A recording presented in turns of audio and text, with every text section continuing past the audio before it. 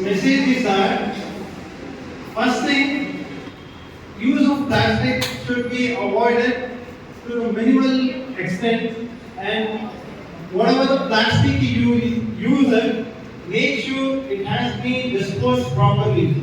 It has not been disposed in the open spaces nor open water bodies.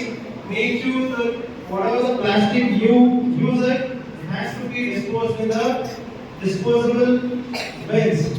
So this is the message what I try to give it from this movie.